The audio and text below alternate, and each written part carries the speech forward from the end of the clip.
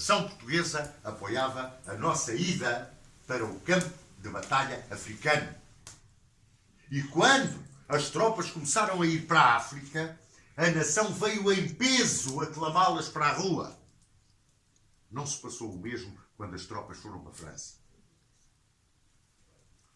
E os soldados? A França não lhes dizia nada. A África, o Império, isso dizia-lhes. E eles para aí queriam ir. Eles para aí queriam ir. Porque esta é a verdade. Mas qual era, no entender do poder político, o interesse nacional? Primeiro, manutenção da fidelidade e da lealdade à aliança. Segundo, salvaguarda do regime republicano que se estava a esboroar e afirmação do regime republicano numa Europa eminentemente monárquica. Repúblicas éramos nós, a Suíça e a França. Terceiro, afirmarmos a nossa posição junto da causa aliada face à posição da Espanha, que era neutral, colaborante com as chamadas potências centrais.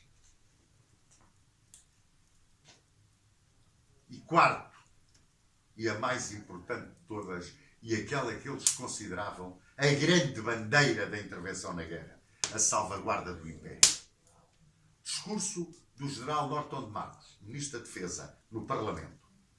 Senhores deputados, se perdermos o nosso Império Ultramarino, regressamos às fronteiras do século XIV.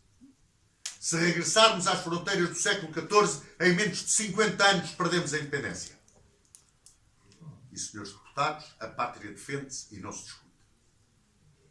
É esta uma das razões pela qual o atual poder político esconde aos portugueses este discurso do general Norton de Matos.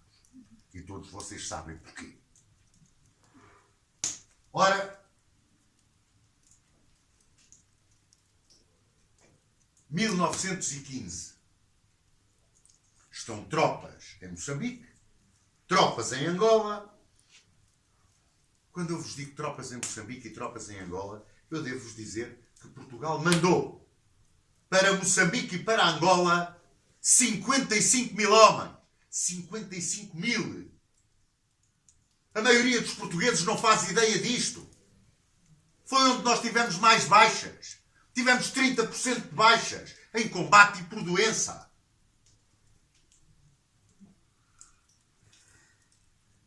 Garantimos a fronteira do sul de Angola. Pacificámos a zona do Quamato. Garantimos toda a zona de Cabo Delgado. Garantimos a fronteira do Rovuma. Garantimos a fronteira do Niassa. As pessoas não têm ideia disto. Nem interessa, é claro, porque isto apagar a memória histórica tem sido uma das bandeiras destes bandários. Desculpem o termo. Ora, vamos ver o passo seguinte. 1915. Estamos em África. Mas vamos começar a preparar tropas em Portugal. Porquê? A Inglaterra pede-nos, através de Edward Grey, pede-nos para mantermos a neutralidade e declararmos uma neutralidade colaborante. Mas pede-nos para irmos combater no Império. A Inglaterra, a França, pedem-nos para ir combater no Império. Estamos em 1915. Menos de 50 anos depois, estas mesmas potências pediram-nos para abandonarmos o Império. Cuidado com os alcatruzes da nora da história. Não nos queriam na Europa. E não nos queriam na Europa porquê? O adido militar inglês em Portugal, que era o general Barnard Easton, e o adido militar francês em Portugal, que era o coronel Parry, informaram os seus governos do estado lamentável do exército português. Estava muito bom para ir combater em África, lá longe, mas na França, por amor de Deus, não. Ora, vamos ver o que é que sucede. A França pediu a Portugal um corpo de artilharia independente, um corpo de artilharia pesada independente, o CAPI, Corpo de Artilharia Pesada Independente, para ir combater em França. O material. O governo português disse, vai o material, mas também vai o pessoal. Claro, o Afonso Costa pôs-se logo em bico dos pés. Os ingleses, estamos em 1915, os ingleses decidiram, e muito bem, impedir a saída da esquadra alemã do Báltico para o Mar do Norte. E trava-se, todos se lembram de ler essa grande batalha naval, que é uma das últimas grandes batalhas navais de superfície da história, a Batalha da Jutlândia. O Lord Jellicoe impediu que o almirante Speer saísse com a esquadra alemã, e mesmo os alemães ganhando taticamente a batalha, porque a ganharam taticamente, perderam-na estrategicamente. E isto obrigou os alemães à luta submarina indiscriminada. A geneira que cometeram também na Segunda Guerra Mundial. E ao fazerem a luta submarina indiscriminada, viraram contra eles o gigante adormecido do outro lado do Atlântico, os Estados Unidos da América. Estão a ver a bola de neve. E os Estados Unidos da América mobilizam de repente 1.500.000 homens. De repente. E havia necessidade de pôr 1.500.000 homens da América na Europa. Havia necessidade disso. Mas, porque a luta submarina indiscriminada desatou a afundar navios ingleses, os ingleses precisavam de navios. Internados nos portos portugueses estavam navios alemães e austríacos. Um deles, o navio Escola Sagres, onde o meu pai fez a viagem dele de cadete e depois de guarda-marinha. E então, em março de 1916, o governo português deu ordem de internamento aos navios alemães que estavam surtos em portos portugueses, refugiados em portos portugueses. Isso é uma declaração de guerra. Quem é este governo que faz essa declaração de guerra? O que é que se tinha passado em Portugal importantíssimo? Eu disse-vos, os militares portugueses que não queriam ir para a França, queriam combater em África. Aí estava o interesse nacional. Esses militares fizeram o chamado movimento das espadas. O movimento das espadas. Hoje, por ser domingo, não houve revolução em Portugal. É claro. Pimba! O golpe militar do general Pimenta de Castro. Que faz uma ditadura. Que manda parar com todo o treino que desde o princípio do ano estava a ser feito com vista a estes pedidos da Inglaterra, a esta situação toda, esta bola de neve que se estava a montar. Em maio de 1915, há o contragolpe democrático. Os ingleses precisam de mandar tropas americanas para a Europa. Não há navios. Vamos internar os navios. E pedem a Portugal para internar os navios. Quem é que está no poleiro? O Dr. Afonso Costa. Estão a ver o Dr. Afonso Costa. Ele já de si andava em bicos de pés. Queria a qualquer preço ir para a guerra. Porquê? Entre outras coisas, para paralisar a luta política dentro de Portugal. E conseguiu. Porque quando a Alemanha nos declara guerra no dia 9 de março de 1916, ele imediatamente forma com o Dr. António José de Almeida o chamado Governo da União Sagrada. Portanto, perante toda a gente, este Governo da União Sagrada pacificava a vida política interna de Portugal. Mas, ó meus amigos, uma coisa é participar a vida política interna de Portugal. Não há dúvida. Ele acalmou a vida política interna de Portugal. Ora, é eleito o Dr. Fernando Costa para primeiro-ministro.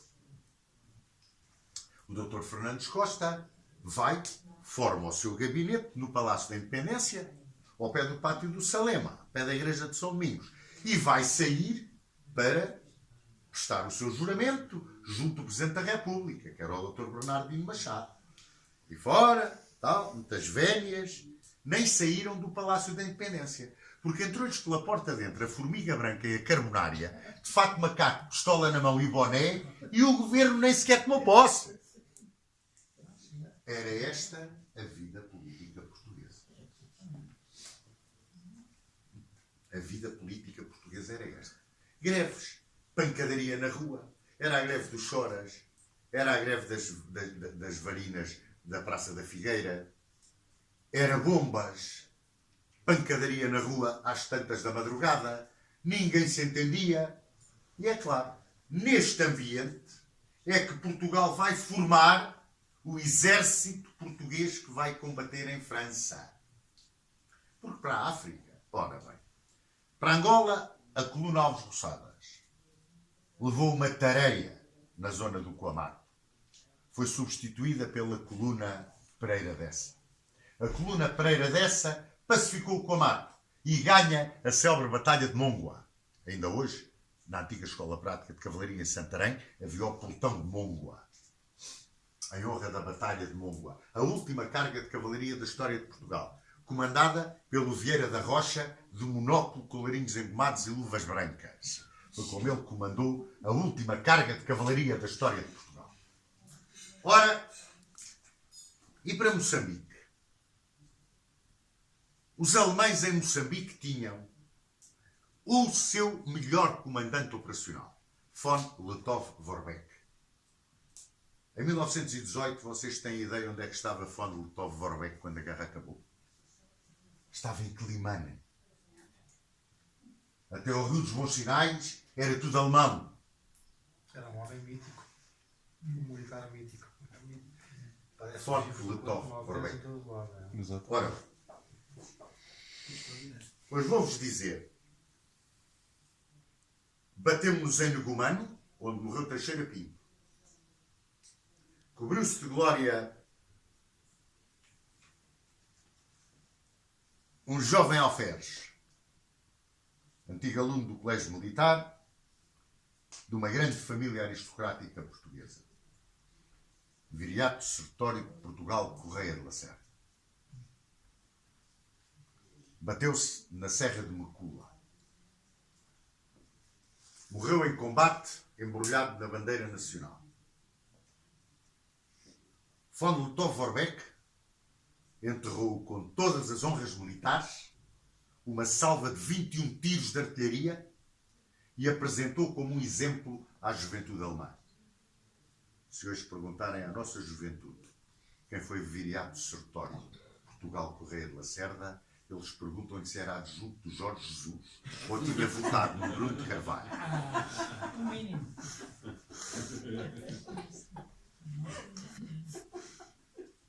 Estão-se a rir. É só o que eles conhecem. Estão-se a rir. Mas eu vou-vos dizer uma coisa. E nunca se esqueçam disto que eu vos vou dizer. Quando se quer acabar com o Estado, há 3 coisas que se fazem. Não sou eu que o digo. Foram os romanos que o disseram. Primeiro, apagar a memória histórica. Segunda, retirar a moeda para tornar impossível a soberania.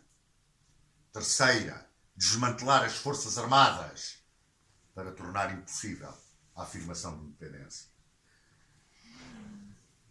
Peço-vos que vejam com muita atenção o que está a suceder cá em casa. Ora bem,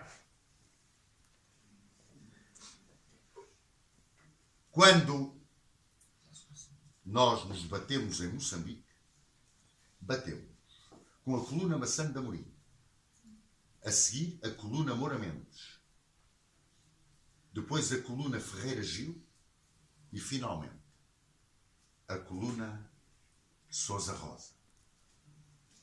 São os comandantes das 4 colunas que nós mandamos para Moçambique. 2 para Angola e 4 para Moçambique. Ninguém fala nisto. Porque não convém. Então nós fomos combater nas colónias. Ai meu Deus! Ai meu Deus! Mas essa foi a causa fundamental apontada pelo regime republicano para irmos combater em França.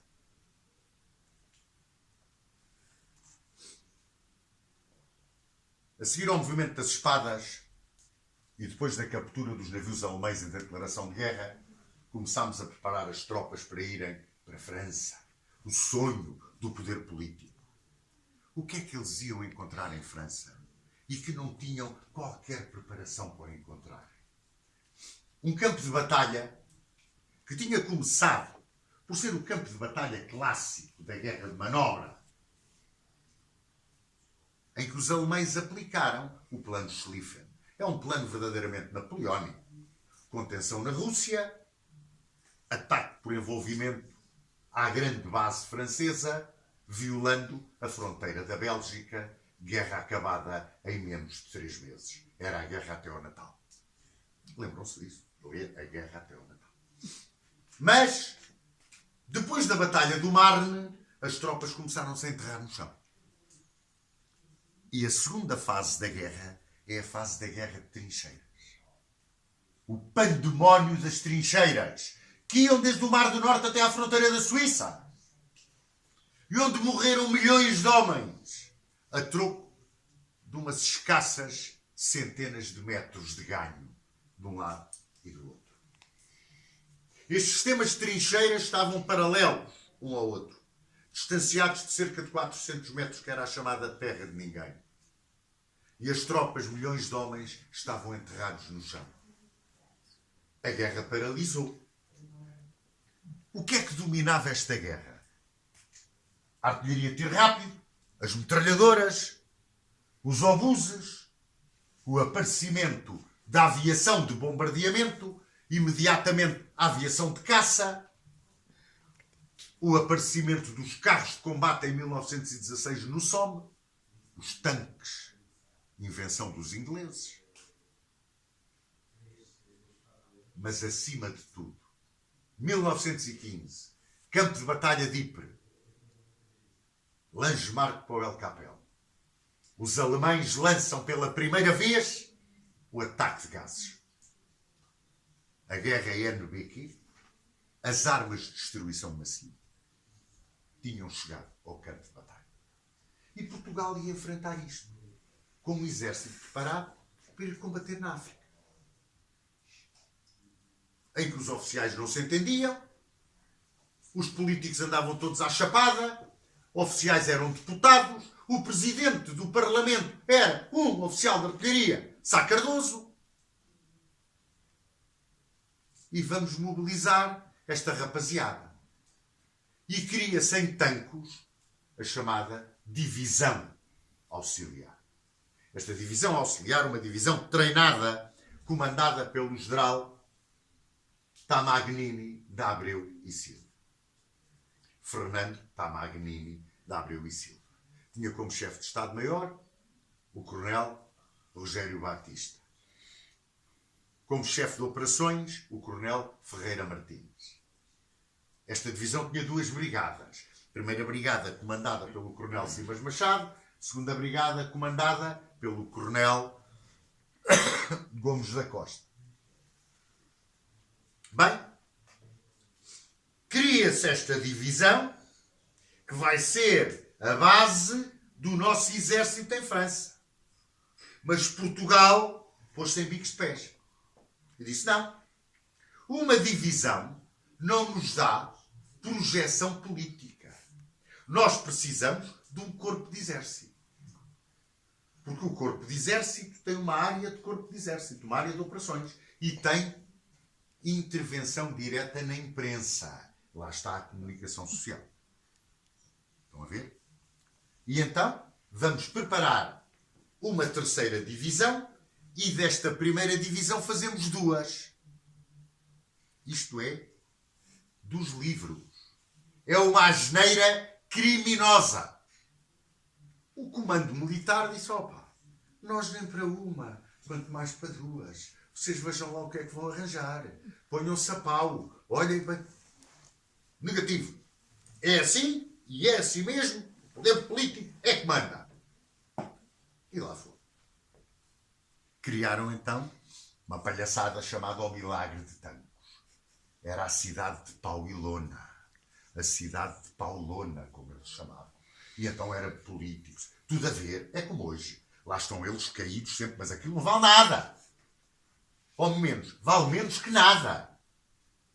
Porque quando aquilo for para a tapona a sério, para a bufatada a sério, para a chapada a sério, leva na cara, mas é que nem há dúvidas nenhumas. E contra o melhor exército do mundo. Isto é de loucos. É de loucos. Eles não tinham era aqui para lá. Mandavam os outros, mas eles não iam. Mais. E agora vão ver o drama e o crime que começa aqui. Eu disse-vos que os oficiais estavam filiados nos partidos. E então, quando se forma esta divisão, que vai passar a ser um corpo de exército a 2 divisões, começam os oficiais, que para a África não se importavam de ir, mas para a França está quieto, porque já sabia o que é que iam encontrar, a baixarem ao hospital, a pedirem para ir para os quartéis-generais, a pedirem para passar à reserva. E começámos a ter companhias comandadas por alferes, pelotões comandados por sargentos, batalhões comandados por capitães, e o comando do chamado Corpo Expedicionário Português a deitar as mãos à cabeça. E quando rapidamente e em força quiseram mandar aquilo tudo para Lisboa para embarcar, porque a Inglaterra já perguntava, então quando é que vocês vêm? O Machado Santos dá uma golpada em Tomar. Hoje, por ser domingo, não houve revolução em Portugal. E essa golpada em Tomar era para desmobilizar aquela gente toda, porque o Machado Santos era contra a ida de Portugal para a França. É esse o motivo que levou depois o Machado Santos a apoiar o Sidónio Paz. E é um dos motivos depois do assassinato do Machado Santos, em 1921, na noite sangrenta do 19 de outubro. Ora bem, é a Câmara de Fantasma do Dentinho de Ouro. Ora bem, agora estão a ver um exército que vai partir e é desmembrado. E depois volta-se a juntar e chega a Lisboa e não havia ninguém na rua. Embarcavam às escondidas. Embarcavam à pressa. E vão ver. Embarcavam à pressa e vão ver agora. Os embarques, logisticamente, foram uma verdadeira catástrofe. Vou-vos dar um exemplo. Um navio carregado de tropas não levava um médico. Um navio carregado de cavalos não levava um veterinário. Um soldado de cavalaria 7 chega à Rocha de Conde de Óbidos com um cavalo. Era para embarcar o cavalo e ficar o soldado. Embarcou o soldado e ficou o cavalo. Estão-se a rir. Estes homens vão enfrentar o melhor exército do mundo.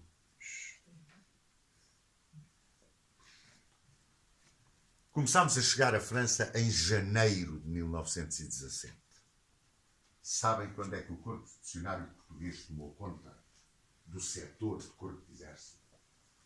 Em novembro de 1917. É uma vergonha. Mas é uma vergonha, é uma história.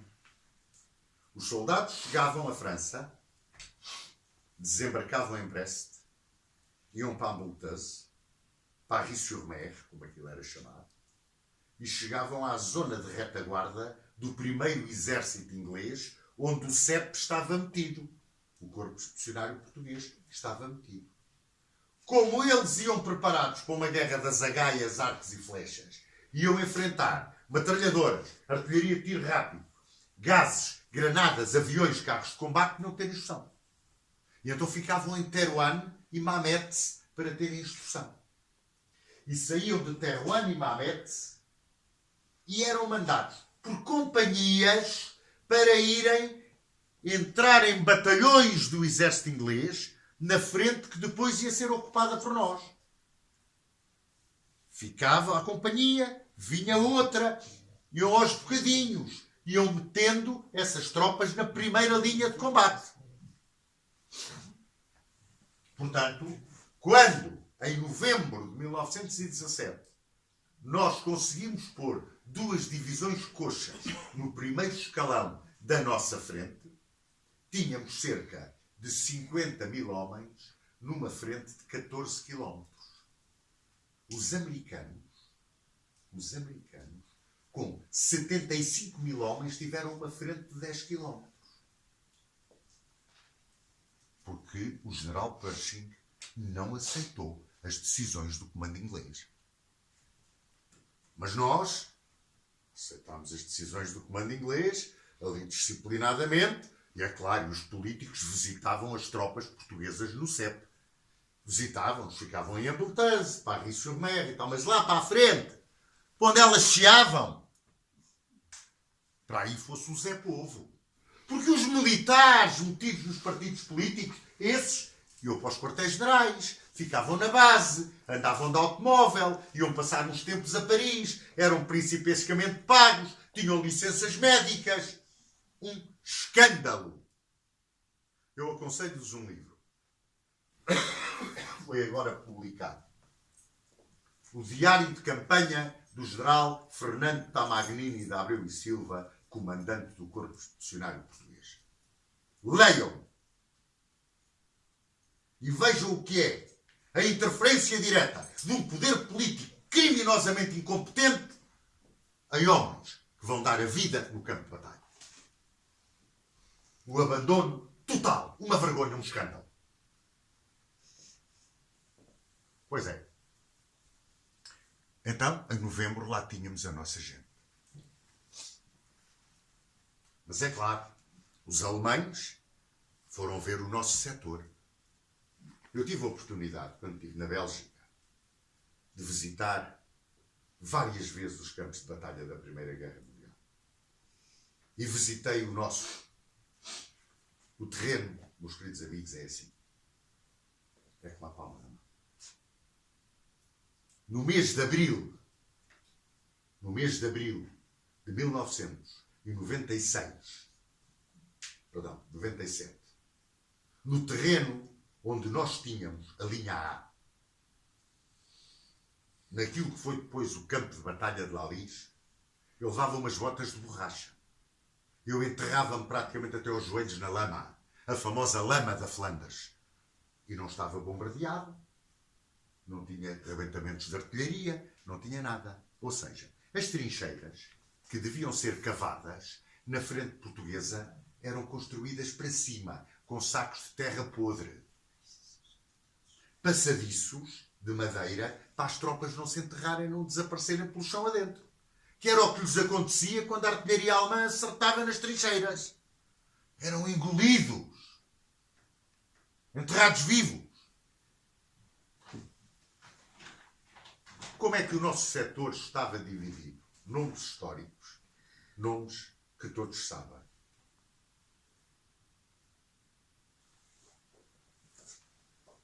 Fauquissart,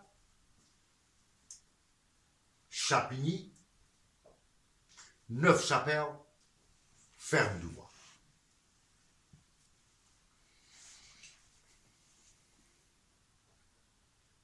Uma segunda linha de defesa, a chamada linha das aldeias. A primeira linha de defesa era a linha A, a linha B e a linha C, eram as unidades em primeiro escalão. Era aquilo que a gente lá tinha, verdadeiramente, os batalhões das brigadas em primeiro escalão. Depois aparecia-nos a linha das aldeias, onde nós tínhamos a artilharia. E essa linha das aldeias, nomes que nós não podemos esquecer. Lavanty, Richebourg, onde temos o nosso cemitério de guerra, Huit-Maisons, que ficou famoso pelo soldado milhões, Quinze-du-Roux. A seguir a linha de corpo, que tinha no centro Lactude. A linha de corpo já não era ocupada por nós, porque nos faltava uma divisão. Nunca mais chegava. Mas estamos a construí-la. Nunca mais chega. Então como é isto? E a tanta guerra. Porque os alemães atacavam no nosso setor.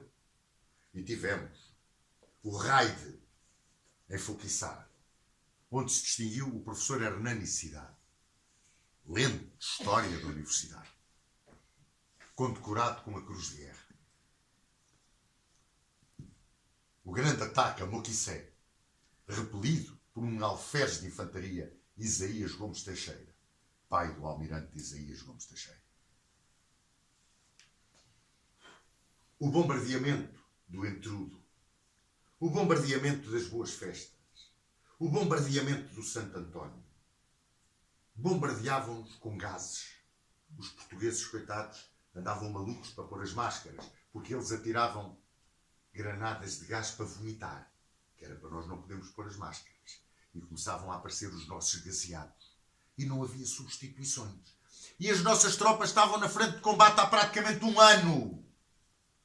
Não eram rendidos, não havia rendições. Vinham os oficiais para Portugal e não regressavam. Há até o caso famoso, um oficial monárquico, o comandante Dom José de Serpa Pimentel. Era chefe de Estado-Maior na divisão do Gomes da Costa. Dom José de Serpa Pimentel veio a Lisboa. E quando foi pedir a guia de marcha ao Estado-Maior do Exército, não lhe quiseram dar. Não, você fica aqui, não vai para a França, coisa nenhuma. Ele bateu os calcanhares e desertou. Desertou, foi para a França, ter com as suas tropas. Isto é para calar a boca de dizer que os monárquicos eram os principais desertores no meio disto tudo. Não eram! Sá Cardoso era o presidente do Parlamento. Era um republicano fanático. Daqueles que abandonou a rotunda e deixou lá sozinho o Machado de Santos no 5 de outubro. Esse veio-se embora 2 vezes. 2, não foi uma, 2. Porque era o presidente do Parlamento. E quando havia reunião das cortes, lá vinha ele. Coitado, pobre homem. Passou a vida entre a França e Lisboa. Mas que França? A França de Saint-Venant. A França onde estava o quartel-general do CEP. Porque tiros, a sério, deve ter ouvido 2 na vida. Um no 5 de outubro e outro no 28 de maio. Mas em França, de certeza que não ouviu. Ora, portanto, estão a ver o panorama que se estava a formar. E nós não fizemos nada. Claro que fizemos. Olha, o raid famoso do 14 de Infantaria, comandado por Valde Andrade, onde um jovem alferes de infantaria abriu caminho pela terra de ninguém durante 8 horas. 8. Para conseguir chegar à fronteira, à frente dos alemães. Foi o alferes António Gonçalves Pires, de Viana do Castelo. Um homem condecorado com 2 cruzes de guerra, a Legião de Honra com Palma e a Torre Espada. O raid de Ribeiro de Carvalho, do 21. O raid da América ao Lado. Todas estas ações que cobriram de glória ao exército português, porque feitas por homens que estavam extenuados, porque praticamente não tinham comer, comiam os restos do exército britânico. É porque isso é que nós chamamos aos ingleses os bifes, sabiam? Porque nós comíamos o rosbife. Se alguém teve pena de nós, pagou à nossa rapaziada, foi o Sr. Dom Manuel II, do bolso dele. Ora, ninguém diz isso. É preciso cascar nos militares. Pois há muito que cascar nos militares, mas há muito mais que cascar nos políticos. Hoje, por ser domingo, não houve revolução em Portugal. Dezembro de 1917, paz, vai para o poleiro o Sidónio Pais. E se até aí aquilo tinha sido péssimo, daí para a frente, meus amigos, foi o total e completo abandono das tropas que estavam em França. Os soldados diziam, mas é só contra nós, certo que a Alemanha declarou guerra. Então, abandonam-nos aqui, ninguém nos apoia. Mas o que é isto? Pois, meus amigos, entramos em 1918. As 2 divisões portuguesas estão completamente destruídas. Vamos reduzir a frente e entregá-la só a uma divisão. Vamos meter esta divisão dentro de um corpo de exército inglês. É este o sonho da Inglaterra desde o princípio da guerra. E o Sidónio Pais queria era que não o chateassem com problemas da França. Isso nem pensar. Ele até tinha sido embaixador em Berlim. O homem até era germanófilo. Hoje dizem que não. Hoje andam uma mão por cima e outra por baixo, como o borracho, não é? Mas a verdade é que as nossas tropas foram abandonadas em França. Essa é que é a verdade. E tão abandonadas foram que teve que ser com tropas de uma divisão, a primeira, que se recompletou a segunda, para termos uma divisão completa. E lá ficámos. A linha A, a linha B, a linha C, linha das aldeias. Na linha de corpo, os ingleses. E nós perdemos o direito de imprensa.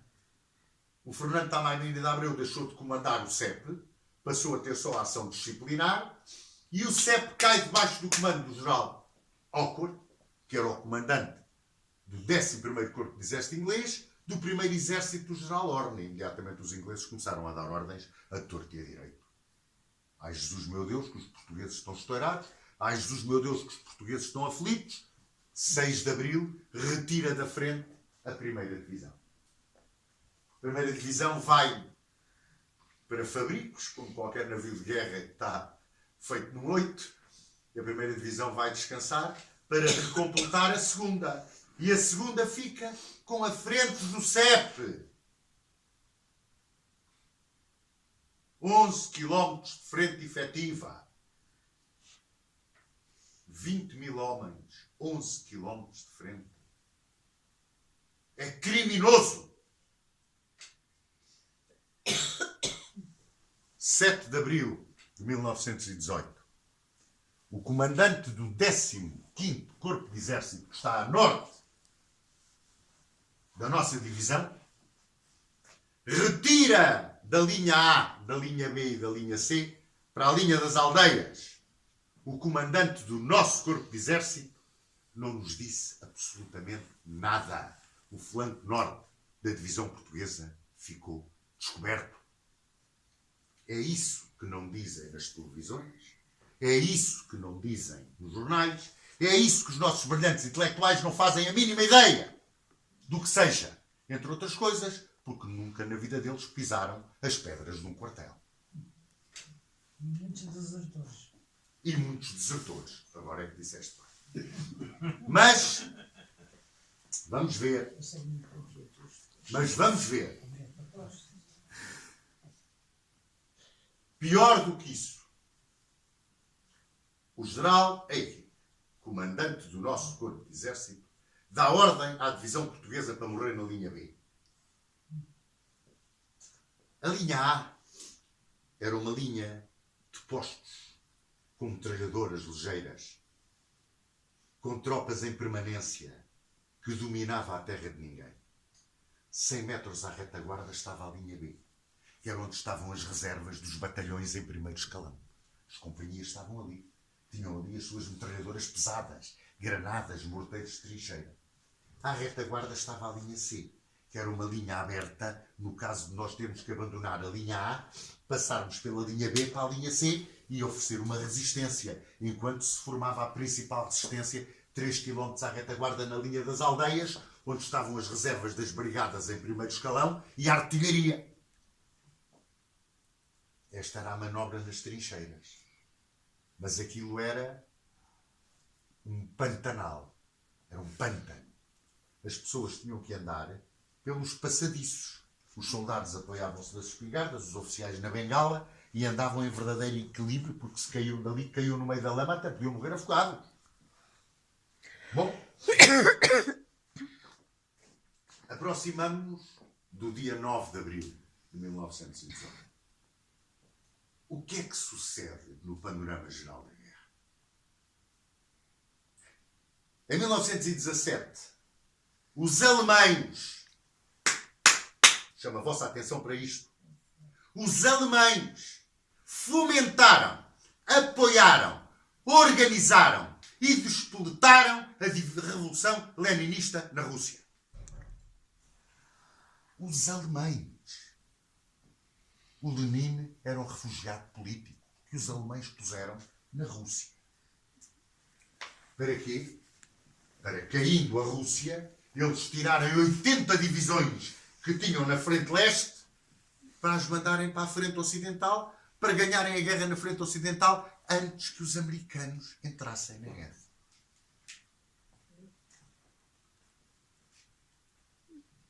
Mas isto não há como dominar para escamotear a verdade.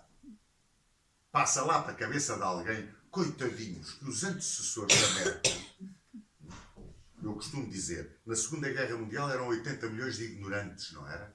que nem sonhavam que acontecessem aquelas coisas. Ouvi dizer isso. Que 80 milhões não sabiam o que o tipo do bigode fazia. Ouvi dizer isso. Que devem à Grécia milhões pela ocupação da Grécia. Milhões. E agora exigem-lhes couro e cabelo. Milhões que não pagaram. Bom, adiante. Adiante. Mas são boa gente. Eles têm aqui 100 e poucos anos de vida. Eles nasceram em 1872. Já meteram o mundo em 2 guerras mundiais onde morreram milhões de pessoas. E preparam-se agora para arranjar uma alhada na Europa. Hein? Bom. Mas essas tropas que saíram da frente leste vieram para a frente ocidental. Ludendorff, chefe do Estado-Maior de Edimburgo, estudou perfeitamente a frente ocidental. Onde é que eu vou lançar o ataque? Onde é que é o ponto fraco? É fácil. É onde está a divisão portuguesa. E monta-se a Operação Georgette. A Operação Georgette,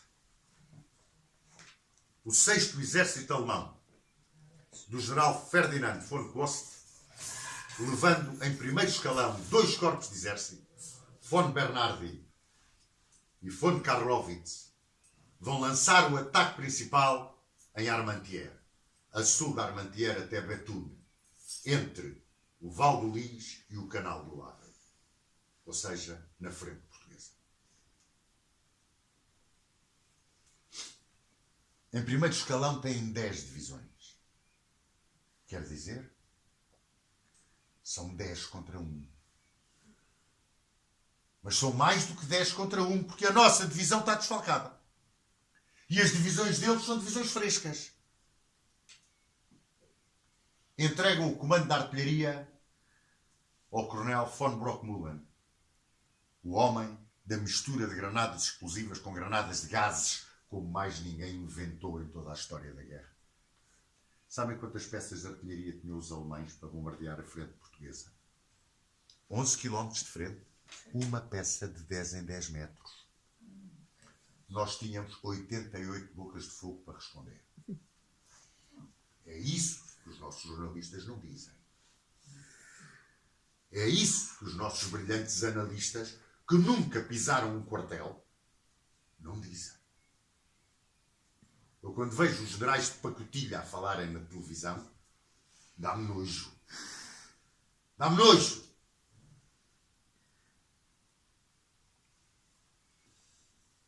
Se calhar, se tivessem estado no mato, pensavam de outra maneira. Ora, aproximamo-nos do dia 9 de abril. O estado da nossa divisão é tal que o comando aliado decide retirar a nossa divisão da frente. Sabem quando é que íamos retirar? Na tarde do dia 9 de abril. Ou seja, começámos a ação de rendição em 8 de abril. As tropas começaram a sair da frente para a retaguarda, da linha A para a linha C, esperar-se que os alemães não venham. É claro, os alemães às 4h30 da manhã do dia 9 de abril. Foi em cima daqui. Mais sabiam eles. Mais sabiam eles. Eram os balões cativos, eram os aviões, era a fotografia aérea, era tudo. Mais sabiam eles. Mais sabiam eles, ninguém estava a virar nenhuma. Era a imprensa. A nossa. Foi uma vergonha. É lançado o ataque, sabem onde? Contra o flanco norte da divisão. Era o que estava descoberto. Os ingleses, só muito tarde, é que aceitaram essa verdade. Eles tinham retirado para a linha das aldeias. Foi um buraco de 3 km na nossa frente. E, meus amigos, caíram em cheio em cima de Lavanty. Em Lavanty resistiu a Brigada do Minho. O Major Xavier da Costa comandava a Brigada do Minho. Mas um Xavier da Costa, um major, comanda uma brigada. Comanda a brigada porque os oficiais de maior patente estavam doentes, estavam em parripelagem. tinham já ido descansar, estavam de férias, andavam a rodar por aí, a arrastar a espada no chiado. E o Xavier da Costa ficou cego, e ficou sem uma perna. Ganhou a Torre Espada. Teve todas as honras como prisioneiro de guerra, mas morreu pobre, esquecido. Eu ainda tive a honra de ver o Major Xavier da Costa. A sul, no setor de Ferro do Bois, na posição de Canso do Rou, resistiu um jovem tenente-coronel de cavalaria. Chamava-se João Carlos Craveiro Lopes, pai do nosso Presidente da República. Ali ficou gaseado, dado como morto, furado no fígado e no pulmão. Não morreu de verdadeiro milagre, porque tinha uma resistência louca. Os alemães, às 7 da manhã, lançaram o ataque à baioneta com 10 divisões em primeiro escalão. Às 6 da tarde, atingiram a linha das aldeias. Como é que nós resistimos aquelas horas todas é um milagre. Porque a preparação da artilharia e a barragem rolante que acompanhou o ataque tinha granadas de gás para vomitar, granadas explosivas misturadas com granadas de cloro, granadas de fogénio e granadas de gás de mostarda para cegar. Todos vocês ouviram falar dos gaseados. Ai, fulano é gaseado. É passado da cabeça. Chegaram então eles a Huit Maison. E em Huit Maison, um soldado analfabeto, tipo dessa altura, magrinho, pequenino, muito enérgico, com um bigodinho, chamado Aníbal Milhais. Era do 13 de infantaria, ou melhor, era do 15 de infantaria. Resistiu a Huit Maison com uma metralhadora Lewis, a que ele chamava a minha Luizinha, que era a única amiga que tinha. Quando saiu do Huit Maison, levou às costas um capitão canadiano. Quando chegou à nossa linha de corpo e entrou na área do 15, as pessoas não acreditavam que ele estivesse vivo. Epá, como é que tu te safaste? Olha, foi na altura da Páscoa. Ia vendo aí dos bolsos dos mortos, ia tirando umas amêndoas e ia comendo. Ferreira do Amaral olhou para ele e disse: ó amigo, tu chamas-te Milhais, mas vales milhões. Este é que foi o grande soldado. O único soldado, a única praça do exército condecorada com a Torre Espada. O que é uma injustiça digna do Governo da República. Quantos rapazes se bateram como milhões? Na Brigada do Minho, meu Deus, que levaram com a avalanche toda do ataque alemão. Bom, no princípio de 10 de abril, chegaram a Lacto. Sabem com certeza, porque o professor Marcelo Rebelo de Sousa, não é? Ela por ela.